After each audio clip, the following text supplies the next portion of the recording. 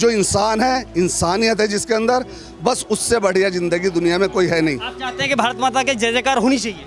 भाई मैं भारत का बेटा हूँ, अगर जो इसकी जय जयकार नहीं चाहूंगा तो क्या तुम्हारी जय जयकार चाहूंगा यार? तो सबक सिखाएंगे इस बार अखिलेश यादव को? सिखाएंगे, बिल्कुल 100 बार सिखाएंगे, 100 बार सिखाएंगे। जो हमारे हिंदुस्तान का दुश्मन होगा हम उसे 100 बार सबक सिखाएंगे और अपनी जान और माल से भी सिखाएंगे। अगर कोई पाकिस्तान को हिंदुस्तान का आदमी ये कहता है, जिंदाबाद कहता है, तो मैं उसे उस आदमी को भी मुर्दाबाद कहूंगा। अगर लखनऊ में 3 आतंकवादी पकड़े जाते हैं, उनके पास से गोली मार दो, गोली मार दो। कानून पर भरोसा है?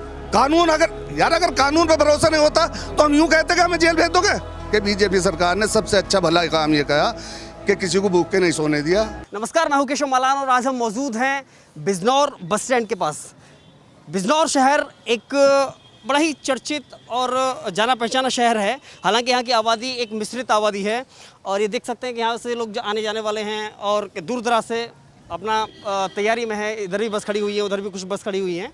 हालांकि सबसे बड़ी बात है कि यहाँ रहने वाले आने जाने वाले लोगों से जानना ही ज़रूरी है, क्योंकि ये पश्चिमी उत्तर प्रदेश का गन्ना किसान के साथ में ही ये वो शहर है जहाँ से हम बेहतर समझ सकते हैं कि यहाँ के जनता की राय क्या है, आखिर यहाँ की जनता कैसे देखती है और यूपी इलेक्शन को लेकर के क्या उसका रुख है। क्या कुछ लोगों से बातचीत करेंगे। भैया क्या नाम है आपका? फाकर हुसैन। चंगे एकदम ठीक, फर्स्ट क्लास। योगी सरकार कुछ कर रहा है, आपके लिए नहीं कर रहा है? देखिए, सरकार तो कोई भी आएगी वो सभी के लिए करेगी, हाँ। सभी के लिए करेगी। योगी क्या? अरे भाई मैं तो सबके लिए कह रहा हूँ, सभी कोई भी आएगा अपने कर्तव्यों को पूरा करेगा अगर इंसानियत है तो। और इंसानियत नहीं है तो वो किसी के लिए भी कुछ नहीं करेगा, वो तो फिर शैतान है। हाँ? अब कर्तव्य का पालन कर कौन रहा है, वही तो पूछ रहा हूँ मैं आपसे। मैं बता दो रहा हूँ, जो कर रहे हैं वो सामने है। भाई जो कर रहे हैं वो सामने है, मैं थोड़ी कहूँगा। ये तो आपको भी दिख रहा होगा। आप मुझसे सवाल क्यों कर रहे हैं? आपसे तो आप सवाल मुझसे क्यों कर रहे हैं? ये सवाल तो आपको, देखिए आपको ये सवाल मुझसे ना करके अपने आप से करना चाहिए कि मेरे साथ गवर्नमेंट क्या कर रही है। भाई मैं तो झेल रहा हूँ कुछ, आप क्या झेल रहे हैं? वो हम भी पीढ़ा पूछना चाहते हैं, आखिर वो पीढ़ा कौन सी है पीढ़ा बताएंगे जिसे आप झेल रहे हैं? अच्छा ठीक है, अगर मान लीजिए मैं अपनी पीड़ा बताऊं तो उसका कोई समाधान आप थोड़ी करेंगे। देखिए आवाज कैसे जाएगी? पीड़ा बताइए ना। अच्छा अब आज आइए, आप मेरे बेटे समान है। अगर आपसे मैं ये कहूँ कि बेटे आप हिंदू हैं, मेरी मैयत को कांधा दोगे, ठीक है? तो इसको पीड़ा कहते हैं। मुझे ये शक है कि आप मुझे कांधा नहीं देंगे। कुछ नहीं है, देखिए ये व्यक्तिगत कुछ नहीं है। सरकार आपका ना बुरा चाहती है ना मेरा बुरा चाहती है, ठीक है? नहीं, मैं दर्द पूछना चाह रहा था। वो दर्द कौन सा है जो छुपाए बैठे हैं? देखिए हमें कोई दर्द नहीं है। हमें तो एक खुशी ये है कि हमारे भारत में आज भी एक बात कही जाती है कि इंसानियत जिंदाबाद, भारत माता जिंदाबाद।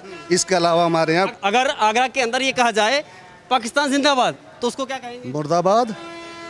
आगरा के अंदर मैं कहूँगा अगर कोई पाकिस्तान को हिंदुस्तान का आदमी ये कहता है, जिंदाबाद कहता है, तो मैं उसे उस आदमी को भी मुर्दाबाद कहूँगा। कि हम सत्य का साथ देते हैं तो फिर क्यों लगते हैं यहाँ पाकिस्तान के नारे? देखिए जो लोग पाकिस्तान की जगह के नारे देते हैं वो ये जरूरी नहीं है कि वो मुसलमान ही है।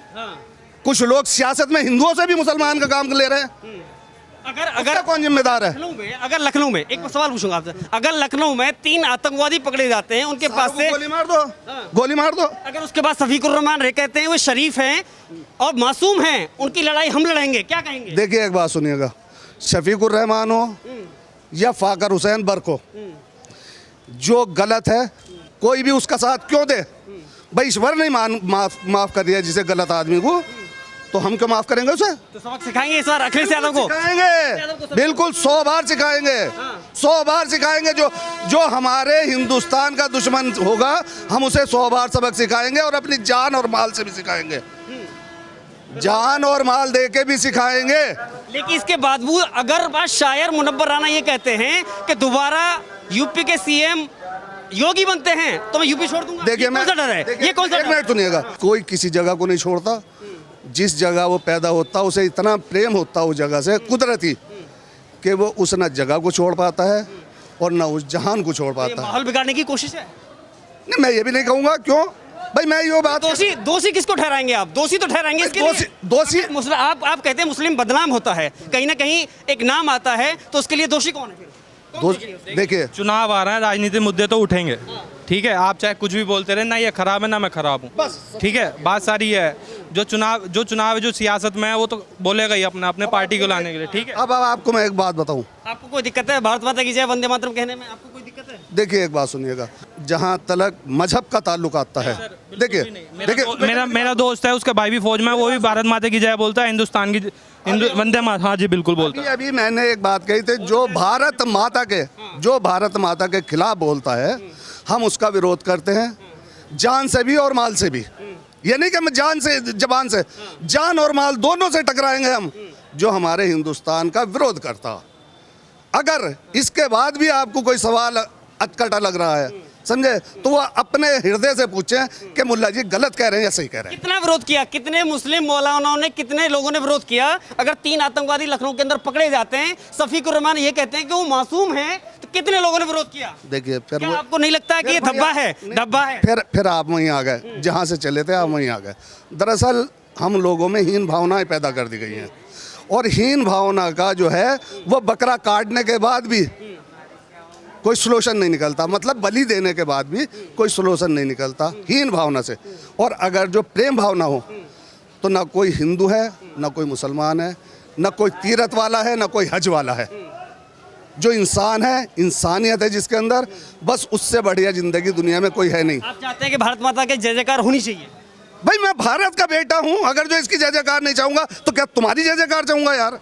फिर मुझसे बात कहलवा रहे हो भाई। मैं इसका सुनो, मेरी मानसिकता कहती है मेरी मिट्टी यहाँ की, तो मैं तुम्हारी जय कहूंगा या अपनी जय कहूंगा या इस भारत माता की जय कहूंगा? मानसिकता को क्या कहेंगे? अगर मुजफ्फरनगर क्षेत्र के भलुआ गांव में अभी 10 दिन पहले गौकशी की घटना की सूचना देने पर गला रेत की हत्या कर दी जाती है, उस मानसिकता को क्या कहेंगे आप? देखिए एक बात हम बताएं आपको, भलुआ गांव की, आपके पड़ोसी गांव की बात कर रहा हूँ। देखिए आपको मैं एक बात बताऊं, इससे पहले भी मैंने कहा कि जो लोग गलत हैं, मसलन मेरा मजहब कहता है, मुस्लिम मजहब, कि कभी भी जो काम चोरी से हो वो जायज़ नहीं है। अगर गाय कशी चोरी से हो रही थी, समझे, जैसे हमारे हिंदुस्तान की परंपरा है कि गौ को माता का दर्जा दिया जाता है और उसका विरोध होता है, तो मैं कहूँगा वो हराम थी, हराम है। जो चीज़ चोरी से बगैर बताए या नज़र छुपा के अगर जो इस्तेमाल होती है, इस्लाम धर्म उसे चोरी कहता है, और चोरी हमारे यहाँ बिल्कुल हराम है, हराम है, हराम है, इससे ज़्यादा कुछ नहीं। ईद के पावन मौके पर, ईद एक पवित्र दिन माना जाता है, एक पाक माना जाता है, देखिए दिन अगर उस तरह लगा करके हत्या की जाती है एक निर्दोष की, कितना दुख प्रकट करना चाहिए? देखिए एक बात सुनिएगा, एक आदमी पॉकेट मार यहाँ पकड़ा गया, सब ने पीटा उसे, पुलिस ने ले जाकर अलग को छोड़ दिया, चाहे वो भाईबंदी में छोड़ दिया या पैसे लेके छोड़ दिया। अपराधी वो भी उतने ही हैं और अपराधी वो भी उतने ही हैं जितना छोड़ा उसने किया, जिसने, है नहीं? ऐसे ही जैसे एक गोकशी वाला अपराधी है, ऐसे ही एक शराब पी के किसी बहन बेटी का बलात्कार करने वाला भी अपराधी है। आज तक उनको सजा क्यों नहीं है? चलो अब ऐसे आ जाओ, उसको सजा क्यों नहीं है? कानून पर भरोसा है? कानून अगर कानून पर भरोसा नहीं होता तो हम यूं कहते कि हमें जेल भेज दोगे? भाई हम क्यों कह रहे हैं कानून पे भरोसा है, तभी तो जेल की बात कर रहे हैं हम, कि उन लोगों के साथ इंसाफ क्यों नहीं हो रहा? मैं बीजेपी से कन्वर्ट हूँ, 76 बूथ अध्यक्ष हूँ, समझे। मुझसे आप ऐसे कोई सवाल ना करें जिससे मुझे कोई बात इधर उधर करनी पड़े। ठीक है, योगी सरकार जनसंख्या नीति लाती है, उसके बावजूद सरकार कहती है, योगी कहते हैं बच्चे 2 ही अच्छे, उसके बाद मुनव्वर राना कहते हैं, या फिर कोई कहता है ये तो अल्लाह की देन है। देखिए एक बात मैं आपको बता दूं, दरअसल जो लोग ये कहते हैं कि 2 बच्चे लाओ, 5 बच्चे लाओ, समर्थन हम भी उसका कर रहे हैं। क्यों? क्योंकि ज़्यादा जनसंख्या होने की वजह से हमारे बच्चों के पालन पोषण में हमें परेशानी है, दिक्कत है, समझे। आज बीजेपी सरकार 7-8 महीने या 2 साल से, मैं समझता हूँ लगभग 2 साल हो लिए, इन 2 साल में जितनी सहायता बीजेपी सरकार ने लोगों की पूरे हिंदुस्तान वालों की, कहीं गल्ला दिया, कहीं पैसा दिया, कहीं मकान दिया, इतनी नीति को अभी तक किसी ने नहीं अपनाया था। किसने क्या अपनाया था? जहाँ से कमाई होनी थी रोड बनने थे, जहाँ से फैक्ट्री लगनी थी नोट मिलने थे, जहाँ से और सरकारों ने बहुत कुछ किया। इसने भी क्या होगा, मैं नहीं कहता कि मेरी सरकार में कोई सारे अच्छे हैं, समझे, लेकिन मैं ये कहता हूँ कि बीजेपी सरकार ने सबसे अच्छा भला काम ये किया कि किसी को भूख के नहीं सोने दिया। और मैं समझता हूँ समर्थन करते हैं इनकी बात का, ये कह रहे हैं समर्थन करते हैं, समर्थन कर रहे हैं भैया, समर्थन हो। और मैं समझता हूँ कि ईश्वर ने चाहा तो ये सरकार किसी को भूखा सोने नहीं देगी। उठाने वाला वो है, खिलाने वाला वो है, देने वाला आएगी, दोबारा आएगी, हाँ ऊपर वाले ने चाहा तो। 100% आएगी, भरोसा है। देखिए ऊपर वाले पे भरोसा हमें, हमने अभी कहा था हम अल्लाह पे भरोसा करते हैं, हम इंसान पे नहीं। ये सारे इंसान हैं। अखिलेश यादव पे भरोसा क्यों नहीं है? कुछ नहीं, यादव पे भरोसा क्यों नहीं है? नहीं भाई, हमें तो किसी पे भी नहीं है अखिलेश का। हमें तो जो लोग इंसान हैं अगर उन पे हमें भरोसा नहीं है। जो अल्लाह है, ईश्वर है, जिसे ईश्वर कहते हैं हम, हमें उस पर भरोसा है। वो जिसे हमारे लिए देगा, हम उसके लिए बात करेंगे, हम और किसी की बात। आखिरी सवाल, 10 में से कितना नंबर देंगे योगी को? मैं भाई पार्टी से ज्वाइन हूँ तो मैं तो 10 में 10 भी दूंगा। 10 में 10, 10 में 10, 10 10 10 10 10 10 में 10 और 100% आएगी। हाँ। कोई रोकने वाला नहीं है? कोई रोकने वाला नहीं क्यों है, भाई इतना भरोसा कैसे? क्योंकि हम जिस राज्य में गए वहाँ यही होता है कि योगी तुम्हारे राज्य में बहुत बढ़िया आया है, ये हमारे राज्य के लिए दीजिए।